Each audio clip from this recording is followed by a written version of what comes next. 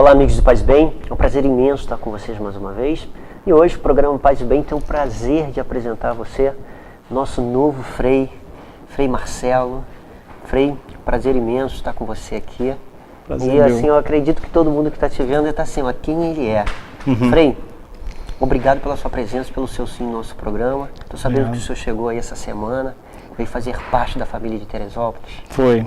Eu sou mineiro, né? Sou natural de Patos de Minas e vim de Uberlândia, Minas Gerais. Morava lá e vim para cá. Veio numa missão.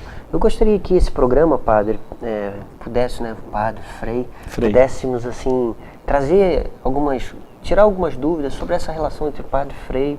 Pudéssemos também conversar um pouquinho sobre o seu testemunho, como se deu até o senhor chegar até aqui, né, para as pessoas poderem te conhecer um pouco, até porque nós sabemos que aqui em Fátima o senhor será uma pessoa muito, né, terá muitas outras pessoas que vão procurar o senhor, até porque eu sou muito jovem.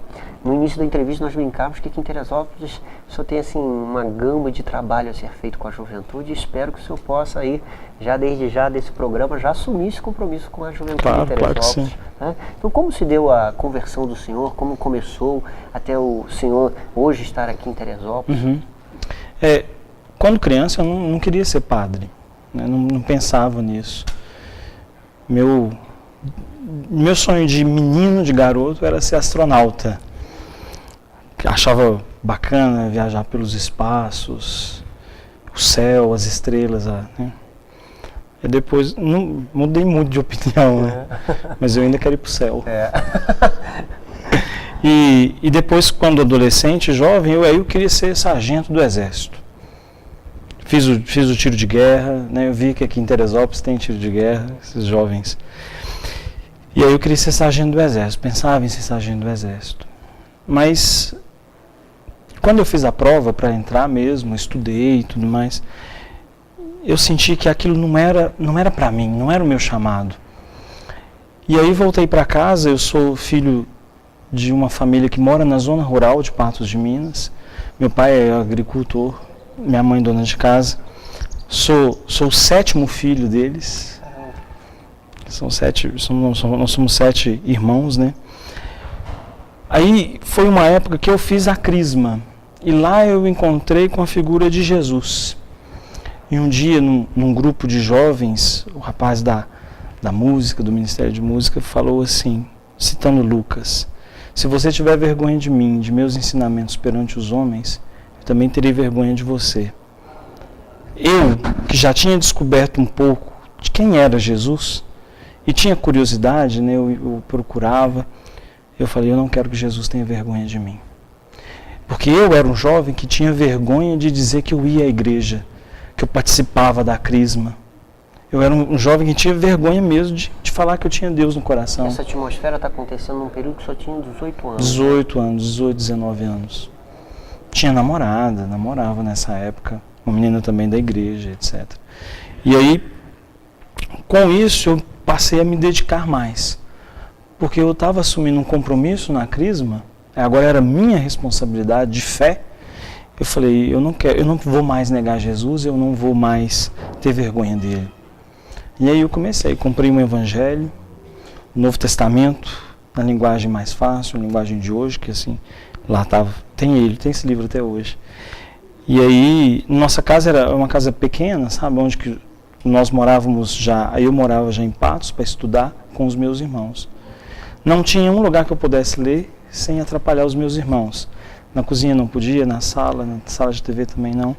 O único lugar que eu podia ler à noite era no banheiro. Então eu lia o Evangelho, o Novo Testamento todo, no banheiro. E aí aquele amor foi aumentando. Eu conheci, nesta época da crisma, os frades capuchinhos, lá de Patos de Minas. Fui me confessar. E o atendimento era aqui, tipo, nesse lugar, sabe? Tem um claustro, essa área de jardim dentro do convento. Achei muito bonito e comecei a frequentar, conheci os frades, conheci a figura de Francisco de Assis. Aí acabou. Encontrei o que eu queria fazer. Era exatamente aquilo que Francisco fez. Deixa tudo para seguir a Jesus. Aí eu encontrei. Os projetos. Acabou. Tudo. terminei com a minha namorada, isso foi no início de 99. No início de 99 mesmo, eu já comecei a orientação vocacional com os freis capuchinhos de lá de Patos. E a primeira cartinha que eu escrevi, vocacional, contando a minha história, dizendo que eu queria ser frade, que eu queria buscar isso, eu coloquei Frei, o Frei que acompanhava a gente, Frei, a minha vida não tem mais sentido se não for viver por Cristo, com Cristo e em Cristo. E escrevi isso para ele e mandei.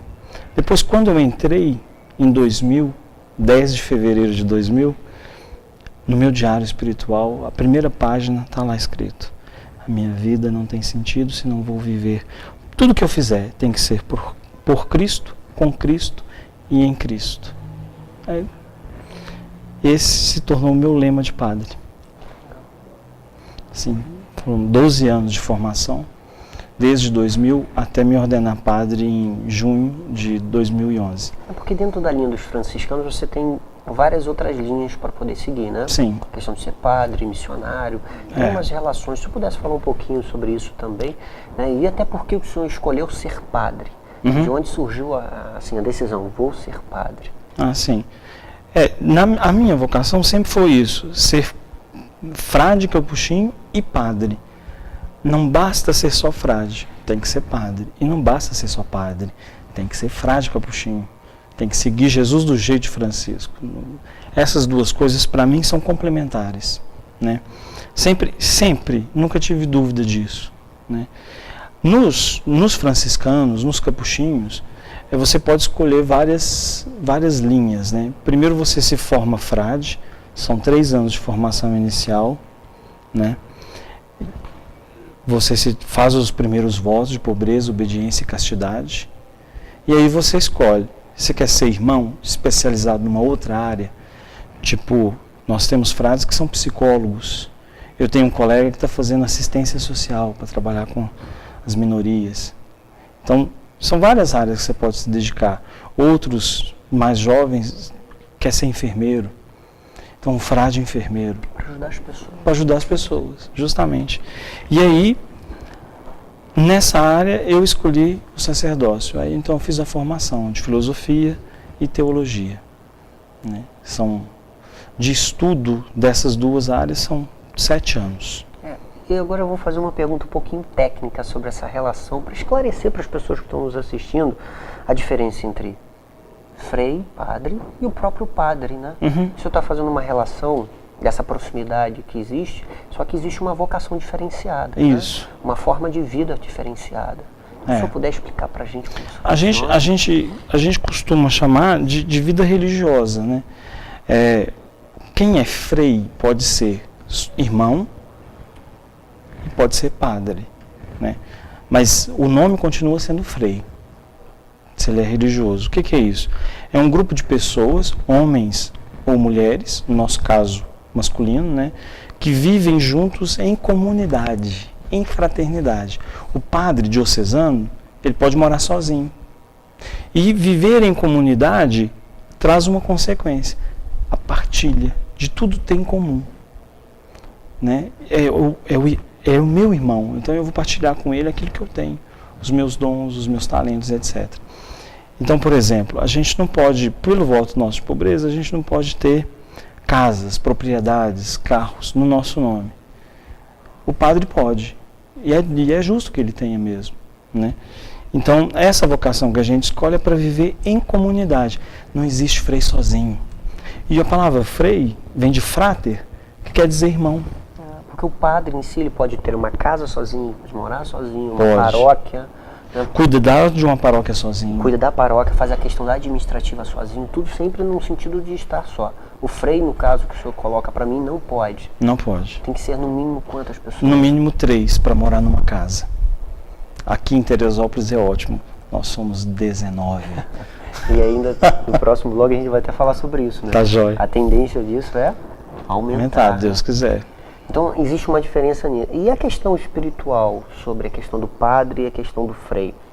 Existe uma ordem diferenciada? Porque os padres respondem à nossa diocese. Isso. Né? No caso, os freis. Os freis trabalham na diocese Então, pelo trabalho, a gente deve obediência ao bispo diocesano, né? Pelo nosso trabalho, aqui em Teresópolis, a gente trabalha inseridos na paróquia Santo Antônio, senão... e aí tem uma comunhão com o padre, com o nosso pároco, né? Mas a gente pode ser transferido, pode mudar daqui, se o nosso superior assim o determinar. É o que aconteceu agora com Frei João Carlos. Isso mesmo. Aqui. Nisso o bispo não interfere. O bispo autoriza o nosso trabalho, do frade que vem para cá, né? Mas ele não determina quem vai nem quem vem. Isso é próprio da organização da nossa ordem. Aí tem essa diferença. No caso dos padres, não. É o bispo que determina para onde que os padres vão.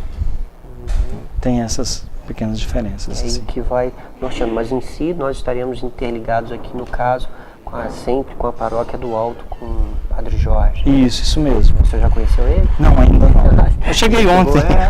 Faz bem estar assim, chegando na frente, graças a Deus, na muito frente. legal.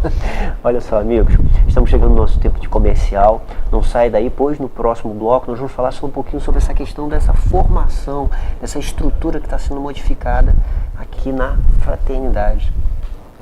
É isso aí, amigos, não sai daí que já voltamos.